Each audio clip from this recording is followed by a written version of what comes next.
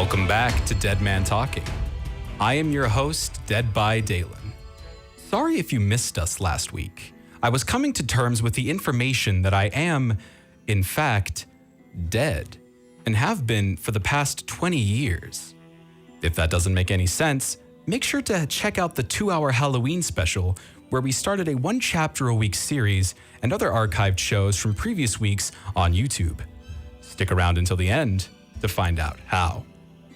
As Halloween is now over and the leaves begin to change, so too will the direction of the stories you hear. Tonight, we look into the mysteries of those that lurk in the darkness. While the horror is present, it's suspense that is the true killer.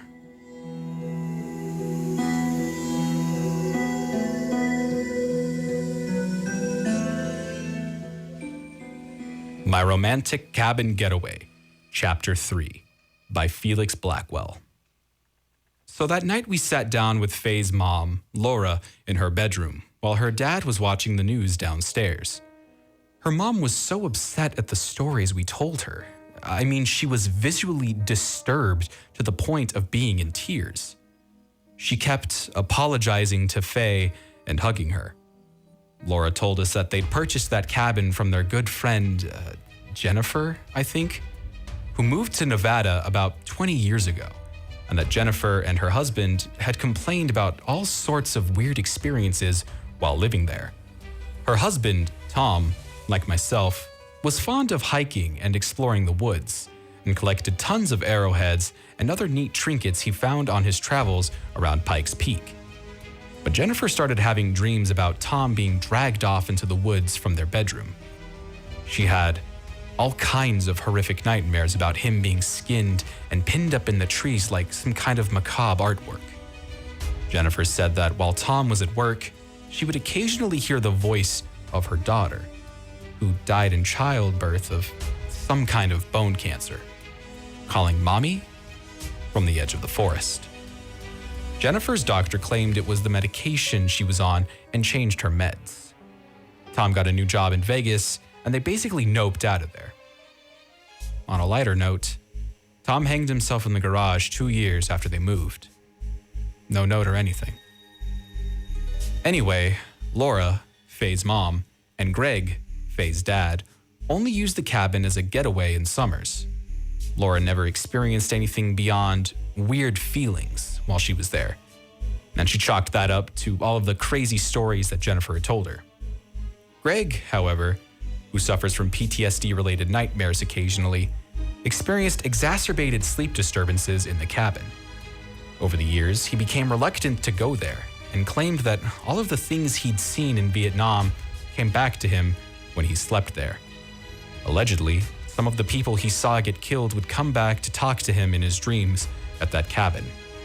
The last time he stayed there, he woke up in a dream to find a few of them sitting with him in his bedroom, maimed, rotted, etc. He privately maintained to Laura that he also heard their voices in the forests, crying, begging, screaming for their mothers, etc. Oh, and guess what time he always heard them? Laura told us that she honestly did not believe there was anything really wrong with the cabin. Faye was extremely mad and let her have it. They kind of ended our visit on a bad note. Later that night, I was up reading, and Faye was sleeping next to me. She always falls asleep before me. That girl could fall asleep on a pile of rocks.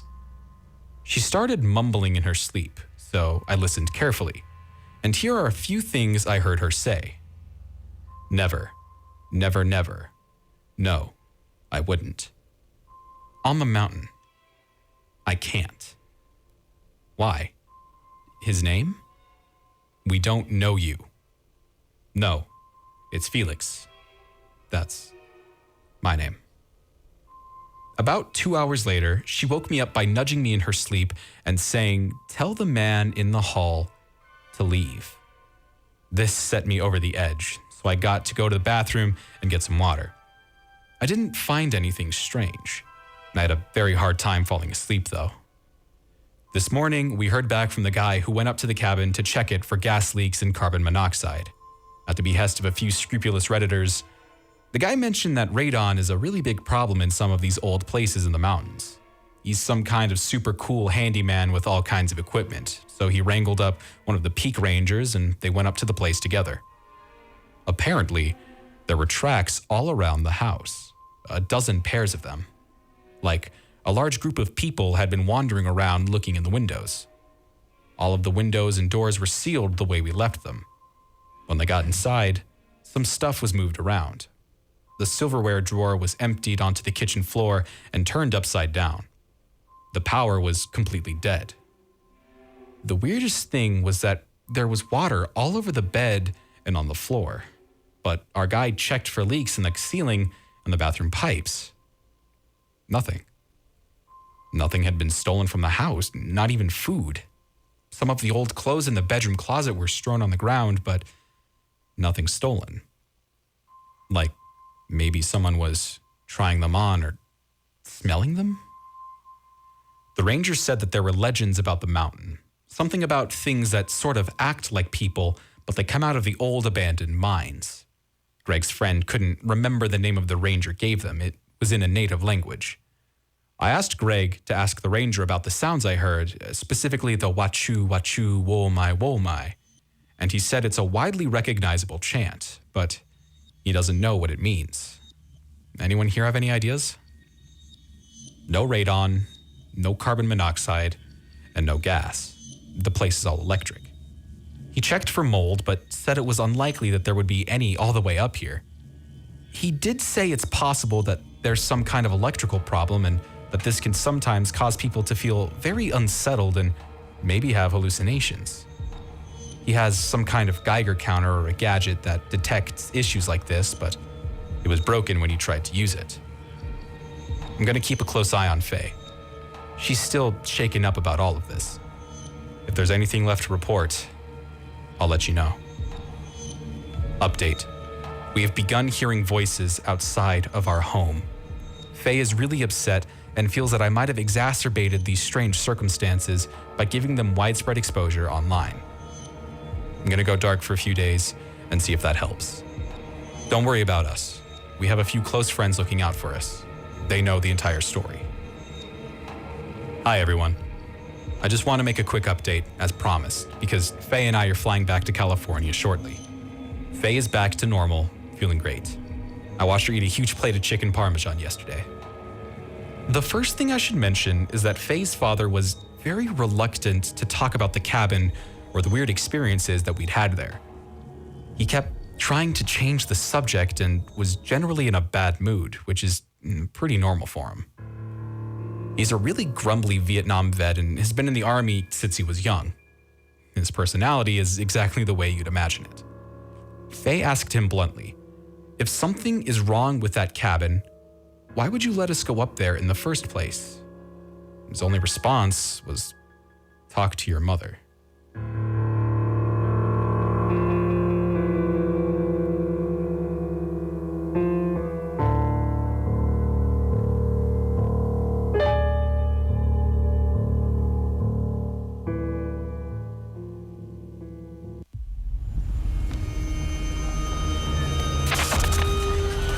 Opiates has taken everything and everyone I've ever loved away from me. Everything. I blew my ankle out and I got prescribed pain pills by my doctor. If making my detox public is gonna help somebody, I'm all for it. I just wish I would have had a warning. Opioid dependence can happen after just 5 days. Know the truth, spread the truth. A message from Truth, the Ad Council, and ONDCP. I can't believe he found them. He seems sorry. We very clearly told him not to look up there. I'm honestly impressed that he was able to do it. Right? What, did he balance on that big chair? Yeah, I mean, I guess he'll just know what his gifts are this year. I really thought we had hidden them well. If they can find their presents, they can find a gun. 911, what is your emergency? Every day, 8 kids and teens are unintentionally killed or injured by loaded and unlocked guns. Learn how to make your home safer at endfamilyfire.org. Brought to you by the Ad Council and End Family Fire.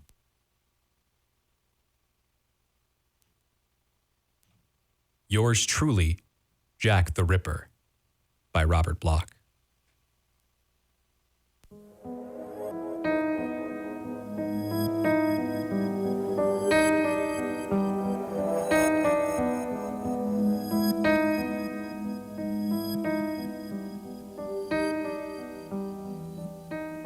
I looked at the stage Englishman.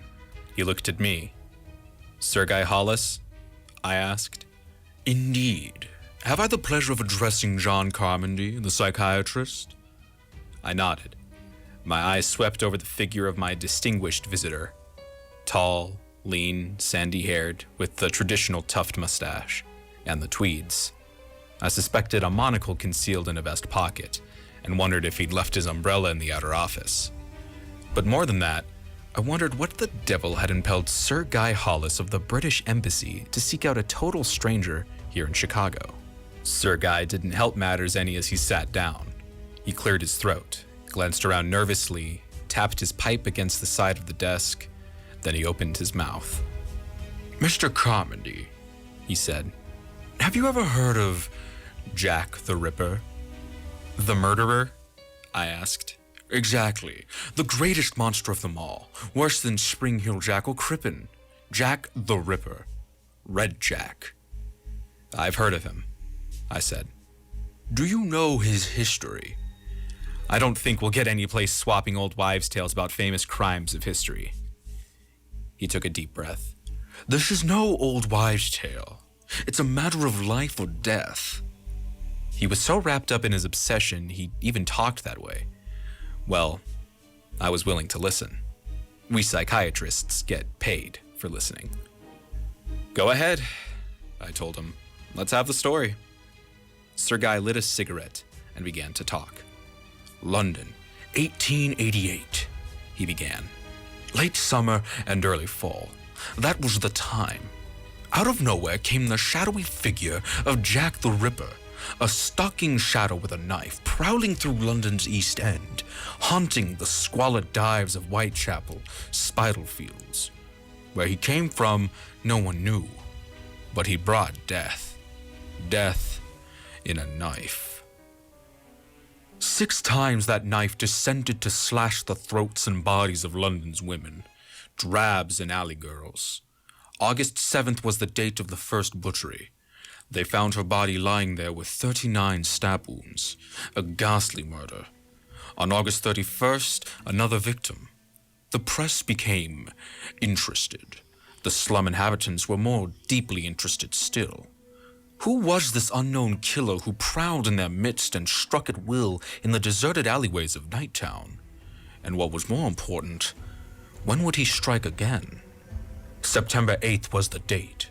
Scotland Yard assigned special deputies. Rumors ran rampant. The atrocious nature of the slayings was the subject for shocking speculation. The killer used a knife, expertly. He cut throats and removed certain portions of the bodies after death. He chose victims in settings with a fiendish deliberation. No one saw him or heard him, but watchmen making their gray rounds in the dawn would stumble across the hacked and horrid thing that was the Ripper's handiwork. Who was he? What was he? A mad surgeon? A butcher? An insane scientist? A pathological degenerate escaped from an asylum? A deranged nobleman? A member of the London police? Then the poem appeared in the newspapers. The anonymous poem designed to put a stop to speculations, but which only aroused public interest to a further frenzy. A mocking little stanza. I'm not a butcher, I'm not a yid, nor yet a foreign skipper, but I'm your own true-loving friend. Yours truly, Jack the Ripper. And on September 30th, 2 more throats were slashed open. There was silence then in London for a time. Silence and a nameless fear. When would Red Jack strike again? They waited through October. Every figment of fog concealed his phantom presence. Concealed it well, for nothing was learned of the Ripper's identity or his purpose. The drabs of London shivered in the raw wind of early November, shivered and were thankful for the coming of each morning's sun. November 9th, they found her in her room. She lay there very quietly, limbs neatly arranged, and beside her, with equal neatness, were laid her breasts and heart. The Ripper had outdone himself in execution. Then Panic. But needless panic. For though press, police, and populace alike waited in sick dread, Jack the Ripper did not strike again. Months passed. A year. The immediate interest died, but not the memory. They said Jack had skipped to America, that he had committed suicide. They said, and they wrote. They've written ever since. Theories, hypotheses, arguments, treaties, but to this day, no one knows who Jack the Ripper was, or why he killed, or why he stopped killing. Sergei was silent. Obviously, he expected some comment from me. You tell the story well, I remarked, though with a slight emotional bias. I suppose you want to know why I'm interested, he snapped. Yes, that's exactly what I'd like to know. Because, said Sergei Hollis, I am on the trail of Jack the Ripper now. I think he's here, in Chicago. Say that again? Jack the Ripper is alive in Chicago, and I'm out to find him. He wasn't smiling. It wasn't a joke. Now, see here, I said. What was the date of these murders? August to November, 1888. 1888. But if Jack the Ripper was an able-bodied man in 1888, he'd surely be dead today. Why, look, man, if he were merely born in that year, he'd be 57 years old today. Would he? Smiled Sergei Hollis. Or should I say, would she? Because Jack the Ripper may have been a woman, or any number of things. Sergei, I said, you came to the right person when you looked me up. You definitely need the services of a psychiatrist. Perhaps. Tell me, Mr. Carmody, do you think I'm crazy? I looked at him and shrugged, but I had to give him a truthful answer. Frankly, no. Then you might listen to the reasons I believe Jack the Ripper is alive today. I might. I've studied these cases for 30 years, been over the actual ground, talked to officials, talked to friends and acquaintances of the poor drabs who were killed, visited with men and women in the neighborhood, collected an entire library of material touching on Jack the Ripper, studied all the wild theories or crazy notions. I learned a little. Not much, but a little.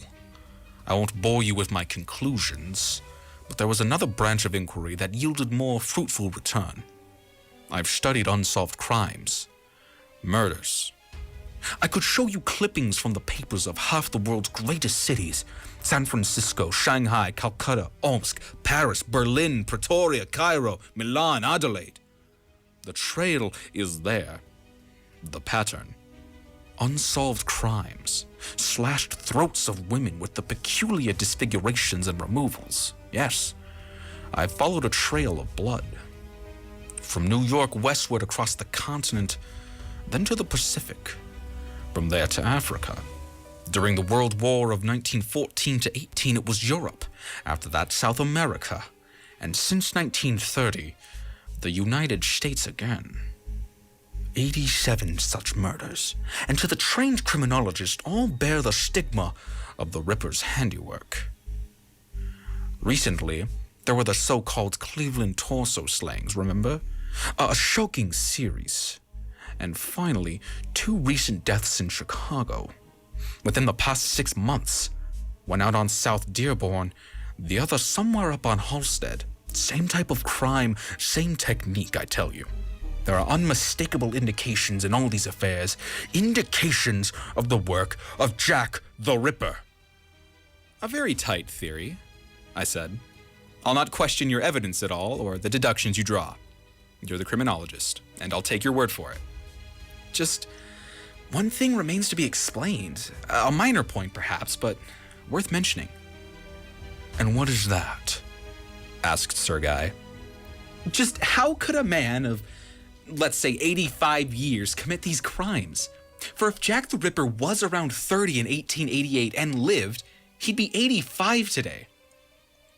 Suppose he didn't get any older, whispered Sergei. What's that? Suppose Jack the Ripper didn't grow old. Suppose he's still a young man today. It's a crazy theory, I grant you, he said. All the theories about the Ripper are crazy. The idea that he was a doctor, or a maniac, or a woman, the reasons advanced for such beliefs are flimsy enough. There's nothing to go by. So why should my notion be any worse? Because people grow older, I reasoned with him. Doctors, maniacs, and women alike. What about sorcerers? Sorcerers? Necromancers, wizards, practitioners of black magic. What's the point? I studied, said Sir Guy. I studied everything. After a while, I began to study the dates of the murders, the pattern those dates formed, the rhythm, the solar, lunar, stellar rhythm, the sidereal aspect, the astrological significance. Suppose Jack the Ripper didn't murder for murder's sake alone. Suppose he wanted to make a sacrifice. What kind of sacrifice? Sir Guy shrugged. It is said that if you offer blood to the dark gods, they grant boons. Yes, if a blood offering is made at the proper time, when the moon and the stars are right, and with the proper ceremonies, they grant boons. Boons of youth. Eternal youth. But that's nonsense. No, that's Jack the Ripper. I stood up. A most interesting theory, I told him. But why do you come here and tell it to me? I'm not an authority on witchcraft. I'm not a police official or a criminologist. I'm a practicing psychiatrist. What's the connection? Sir Guy smiled. You are interested, then? Well, yes, there must be some point. There is, but I wished to be assured of your interest first. Now, I can tell you my plan. And just what plan is that? Sir Guy gave me a long look. John Carmody, he said, you and I are going to capture Jack the Ripper. That's the way it happened. I've given the gist of that first interview in all its intricate and somewhat boring detail because I think it's important. It helps to throw some light on Sir Guy's character and attitude, and in view of what happened after that. But I'm coming to those matters. Sir Guy's thought was simple. It wasn't even a thought, just a hunch. You know the people here, he told me. I've inquired. That's why I came to you as the ideal man for my purpose. The so-called intelligentsia, the lunatic fringe from the near north side. For certain reasons, never mind what they are, my clues lead me to infer that Jack the Ripper is a member of that element. He chooses to pose as an eccentric. I have a feeling that with you to take me around and introduce me to your set, I might hit upon the right person. It's all right with me, I said. But just how are you going to look for him? As you say, he might be anybody, anywhere. And you have no idea what he looks like. He might be young or old. Jack the Ripper, a jack of all trades?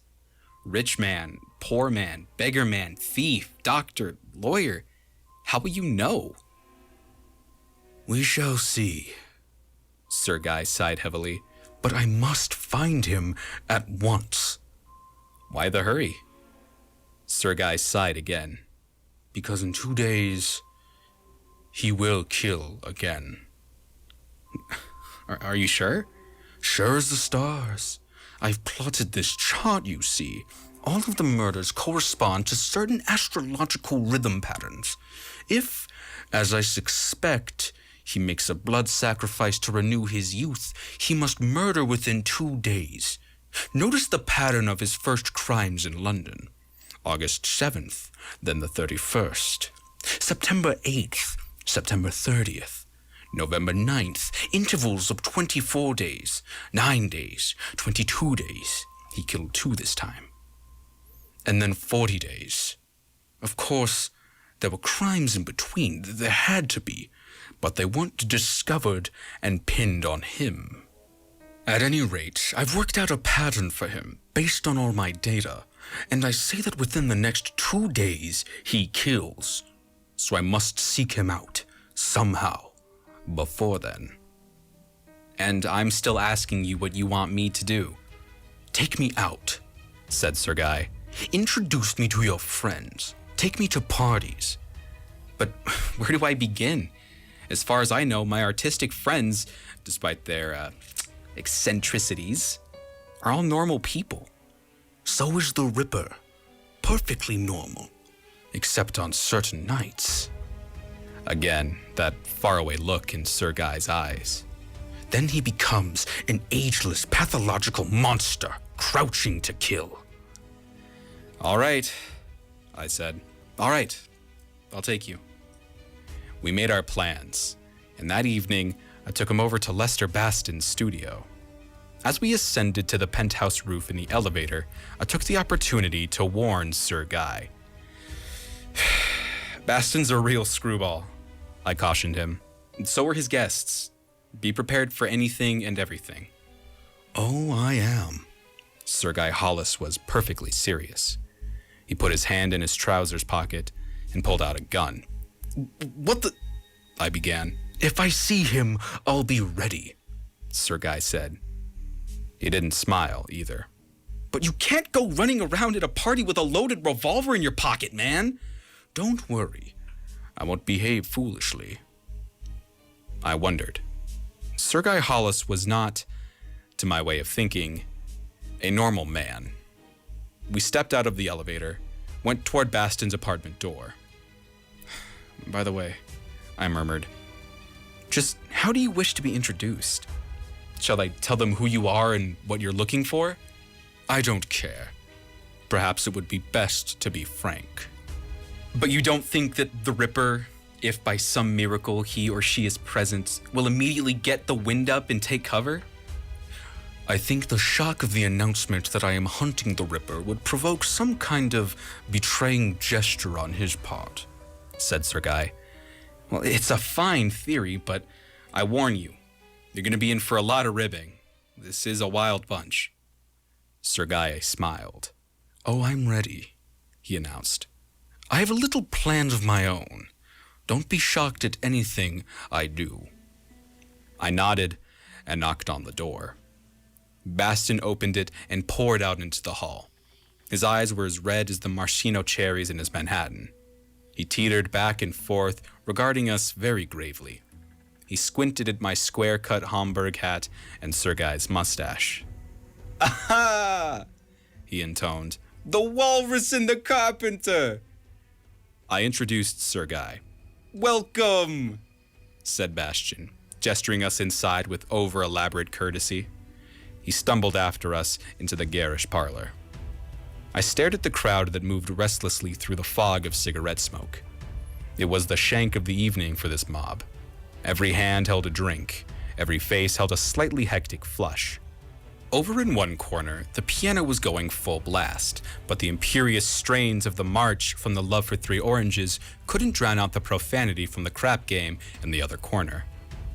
Prokofiev had no chance against African polo, and one set of ivories rattled louder than the other. Sir Guy got a monocle full right away. He saw Laverne Gonister, the poetess, hit Jaime Kralik in the eye. He saw Jaime sit down on the floor and cry until Mr. Poole accidentally stepped on his stomach as he walked through to the living room for a drink. He heard Nadia Villanov, the commercial artist, tell Johnny Oddcut that she thought his tattooing was in dreadful taste, and he saw Barclay Melton crawl under the dining room table with Johnny Oddcut's wife. His zoological observations might have continued indefinitely if Lester Baston hadn't stepped onto the center of the room and called for silence by dropping a vase onto the floor. We have distinguished visitors in our midst, bawled Lester, waving his empty glass in our direction. None other than the Walrus and the Carpenter. The Walrus is Sir Guy Hollis, something or other from the British Embassy. The Carpenter, as you all know, is our own John Carmody, the prominent dispenser of libido liniment. He turned and grabbed Sir Guy by the arm, dragging him to the middle of the carpet. For a moment, I thought Hollis might object, but a quick wink reassured me. He was prepared for this. It is our custom, Sir Guy, said Baston loudly, to subject our new friends to a little cross-examination. Just a little formality at these very formal gatherings, you understand. Are you prepared to answer questions? Sergei nodded and grinned. Very well, Baston muttered. Friends, I give you this bundle from Britain. Your witness. Then the ribbing started. I meant to listen, but at that moment, Lydia Dare saw me and dragged me off to the vestibule for one of those "darling, I waited for your call all day" routines. By the time I got rid of her and went back, the impromptu quiz session was in full swing. From the attitude of the crowd, I gathered that Sergei was doing all right for himself. Then Baston himself interjected a question that upset the apple cart. And what, may I ask, brings you to our midst tonight? What is your mission, O walrus? I'm looking for Jack the Ripper. Nobody laughed. Perhaps it struck them all the way it did me. I glanced at my neighbors and began to wonder. Laverne Gonister, Jaime Kralik, harmless. Mr. Poole, Nadia Villanoff, Johnny Odcutt and his wife, Barclay Melton, Lydia Dare, all harmless. But what a forced smile on Mr. Poole's face, and that sly, self-conscious smirk that Barclay Melton wore. Oh, it was absurd, I grant you. But for the first time, I saw these people in a new light. I wondered about their lives, their secret lives beyond the scenes of parties. How many of them were playing a part, concealing something? Who here would worship Hecate and grant that horrid goddess the dark boon of blood? Even Lester Baston might be masquerading. The mood was upon us all for a moment. I saw questions flicker in the circle of eyes around the room. Sergei stood there, and I could swear he was fully conscious of the situation he'd created, and enjoyed it. I wondered idly just what was really wrong with him. Why he had this odd fixation concerning Jack the Ripper. Maybe he was hiding secrets too. Baston, as usual, broke the mood. He burlesqued it.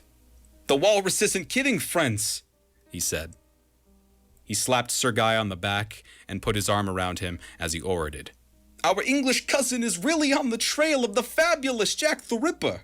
You all remember Jack the Ripper, I presume? Quite a cut lip in the old days, as I recall. Really had some ripping good times when he went out on a tear. The walrus has some idea that the Ripper is still alive, probably prowling around the Chicago with a Boy Scout knife, in fact." Baston paused, impressively, and shot it out in a rasping stage whisper. "In fact, he has reason to believe that Jack the Ripper might even be right here in our midst tonight." There was the expected reaction of giggles and grins. Baston eyed Lydia Dare reprovingly. "You girls needn't laugh," he smirked. "Jack the Ripper might be a woman too, you know. Sort of Jill the Ripper." "You mean you actually suspect one of us?" shrieked Laverne Gonister, simpering up to Sergei. "But that Jack the Ripper person disappeared years ago, didn't he? In 1888? "Aha!" interrupted Baston. "How do you know so much about it, young lady? Sounds suspicious. Watch her, Sergei. She may not be as young as she appears. These lady poets have dark pasts." The tension was gone. The mood was shattered, and the whole thing was beginning to degenerate into a trivial party joke. The man who had played the march was eyeing the piano with a scherzo gleam in his eye that augured ill for Prokofiev. Lydia Dare was glancing at the kitchen, waiting to make a break for another drink. Then Bastion caught it. "Hey, guess what?" he yelled. "The walrus is a gun!" His embracing arm had slipped and encountered the hard outline of the gun in Sergei's pocket. He snatched it out before Hollis had the opportunity to protest. I stared hard at Sergei, wondering if this thing had carried far enough, but he flicked a wink my way, and I remembered he had told me not to be alarmed. So I waited as Bastion broached a drunken inspiration. "Let's play fair with our friend the walrus," he cried. "He came all the way from England to our party on this mission. If none of you is willing to confess, I suggest we give him a chance to find out. The hard way." "What's up?" asked Johnny Odcutt. "I'll turn out the lights for 1 minute," Sir Guy can stand here with his gun. If anyone in this room is the Ripper, he can either run for it or take the opportunity to, eradicate his pursuer. Fair enough?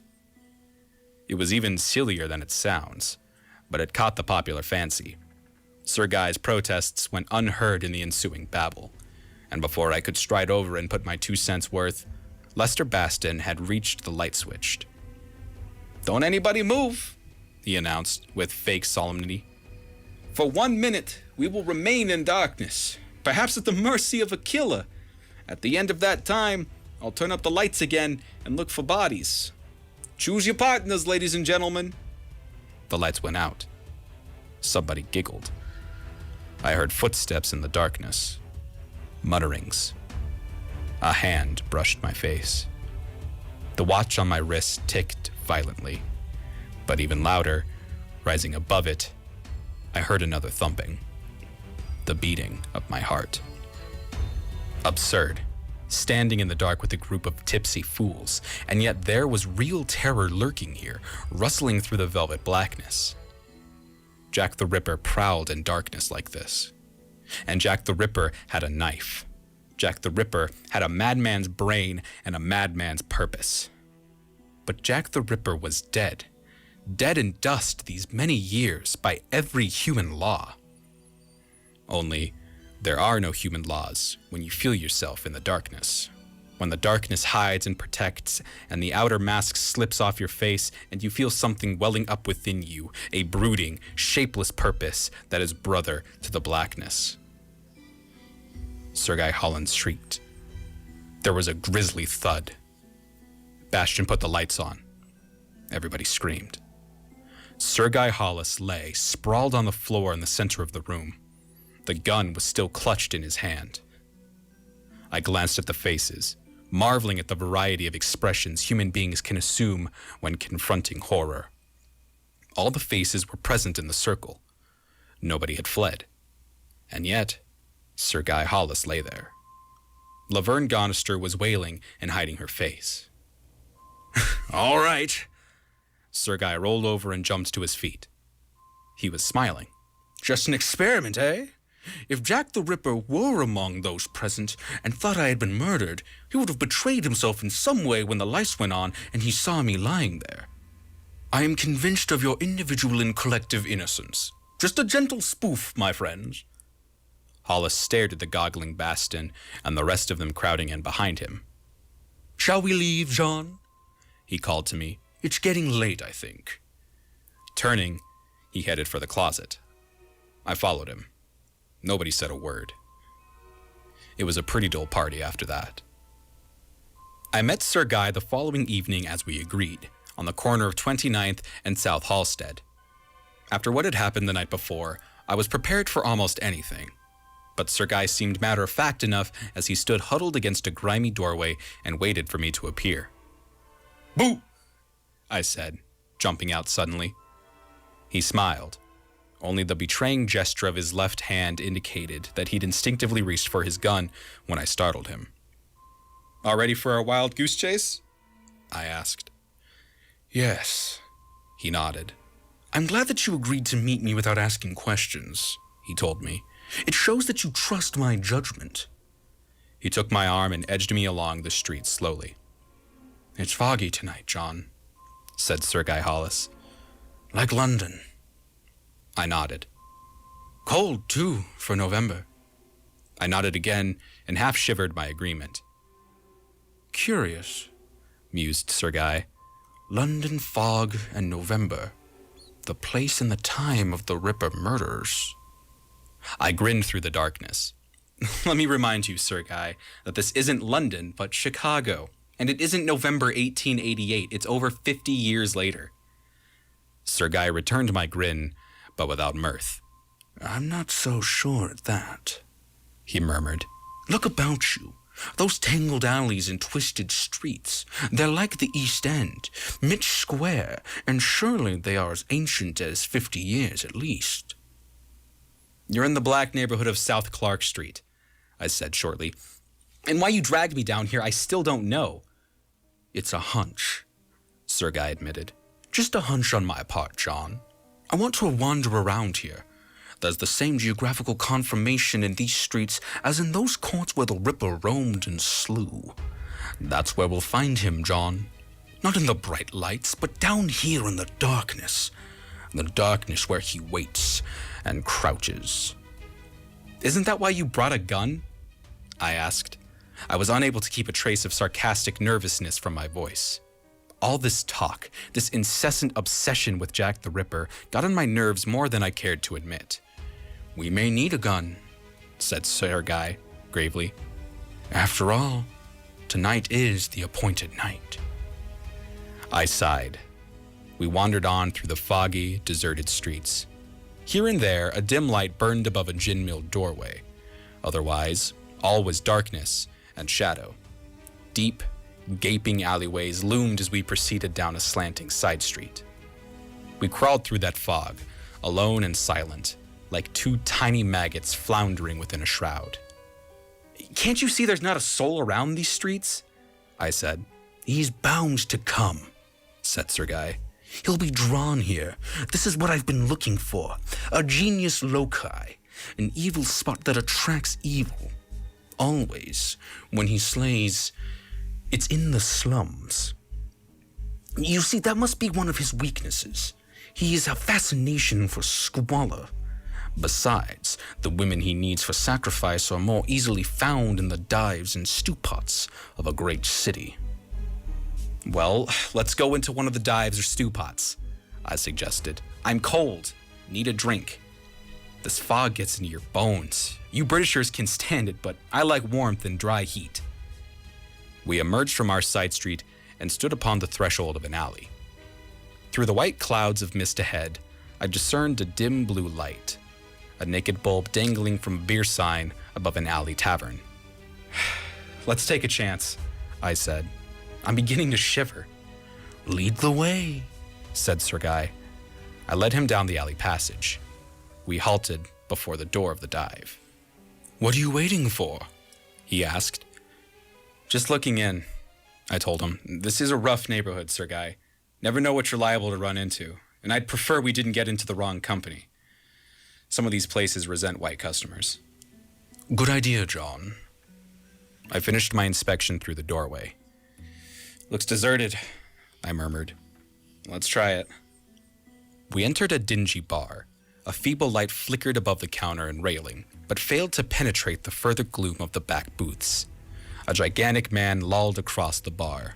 He scarcely stirred as we came in, but his eyes flicked open quite suddenly, and I knew he noted our presence and was judging us. Evening, I said. He took his time before replying, still sizing us up. Then he grinned. Evening, gents. What's your pleasure? Gin, I said. 2 gins. It's a cold night. That's right, gents. He poured, I paid, and took the glasses over to one of the booths. We wasted no time in emptying them. I went over to the bar and got the bottle. Sir Guy and I poured ourselves another drink.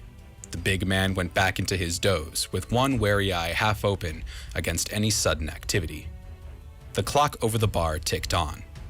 The wind was rising outside, tearing the shroud of fog to ragged shreds. Sir Guy and I sat in the warm booth and drank our gin. He began to talk, and the shadows crept up about us to listen. He rambled a great deal. He went over everything he'd said in the office when I met him, just as though I hadn't heard it before. The poor devils within obsessions are like that. I listened very patiently. I poured Sir Guy another drink, and another. But the liquor only made him more talkative. How he did run on. About ritual killings and prolonging the life unnaturally. The whole fantastic tale came out again. And, of course, he maintained his unyielding conviction that the Ripper was abroad tonight. I suppose I was guilty of goading him. Very well, I said, unable to keep the impatience from my voice. Let us just say that your theory is correct. Even though we must overlook every natural law and swallow a lot of superstition to give it any credence. But let us say, for the sake of argument, that you are right. Jack the Ripper was a man who discovered how to prolong his own life through making human sacrifices. He did travel around the world, as you believe. He's in Chicago now, and he's planning to kill. In other words, let us suppose that everything you claim is gospel truth. So what? What do you mean, so what? Said Sir Guy. I mean, so what? I answered. If all of this is true, it still doesn't prove that by sitting down in a dingy gin mill on the south side, Jack Ripper is going to walk in here and let you kill him, or turn him over to the police. And come to think of it, I don't even know now just what you intend to do with him if you ever did find him. Sir Guy gulped his gin. I'd capture the bloody swine, he said. Capture him and turn him over to the government, together with all the papers and documentary evidence I've collected against him over a period of many years. I spent a fortune investigating this affair. I tell you, a fortune! His capture will mean the solution of hundreds of unsolved crimes. Of that, I am convinced. In vino veritas. Or was all this babbling the result of too much gin? It didn't matter. Sir Guy Hollis had another. I sat there and wondered what to do with him. The man was rapidly working up to a climax of hysterical drunkenness. All right, that's enough, I said, putting out my hand as Sir Guy reached for the half-emptied bottle again. Let's call a cab and get you out of here. It's getting late and it doesn't look as though your elusive friend is going to put in his appearance. Tomorrow, if I were you, I'd plan to turn all those papers and documents over to the FBI. If you're so convinced of the truth of your theory, they're competent to make a very thorough investigation and find your man. No. Sir Guy was drunkenly obstinate. No cab. But let's get out of here anyway, I said, glancing at my watch. It's past midnight. He sighed, shrugged, and rose unsteadily. As he started for the door, he tugged the gun free from his pocket. Here, give me that, I whispered. You can't walk around the streets brandishing that thing. I took the gun and slipped it inside my coat. Then I got hold of his right arm and steered him out of the door. The big man didn't look up as we departed. We stood shivering in the alleyway. The fog had increased. I couldn't see either end of the alley from where we stood. It was cold, damp, dark. Fog or no fog, a little wind was whispering secrets to the shadows at our backs. Sir Guy, despite his incapacity, still stared apprehensively at the alley, as though he expected to see a figure approaching. Disgust got the better of me. Oh, childish foolishness, I snorted. Jack the Ripper indeed. I call this carrying a hobby too far. Hobby? He faced me. Through the fog, I could see his distorted face. You call this a hobby? Well, what is it? I grumbled. Just why else are you so interested in tracking down this mythical killer? My arm held his, but his stare held me. In London, he whispered, in 1888, one of those nameless drabs the Ripper slew was my mother. What? Later, I was recognized by my father and legitimized. We swore to give our lives to find the Ripper. My father was the first to search. He died in Hollywood in 1926, on the trail of the Ripper. They said he was stabbed by an unknown assailant in a brawl. But I know who that assailant was. So I've taken up his work. Do you see, John? I've carried on, and I will carry on until I do find him and kill him with my own hands. I believed him then. He wouldn't give up. He wasn't just a drunken babbler anymore. He was as fantastical, as determined, as relentless as the Ripper himself. Tomorrow he'd be sober. He'd continue the search. Perhaps he'd turn those papers over to the FBI. Sooner or later, with such persistence and with his motive, he'd be successful. I'd always known he had a motive. Let's go, I said, steering him down the alley. Wait a minute, said Sir Guy. Give me back my gun. He lurched a little. I'd feel better with the gun on me. He pressed me into the dark shadows of a little recess. I tried to shrug him off, but he was insistent. Let me carry the gun now, John, he mumbled. All right, I said. I reached into my coat, brought my hand out. But that's not a gun, he protested. That's a knife. I know. I bore down on him swiftly. John, he screamed. Never mind the John, I whispered, raising the knife. Just call me Jack.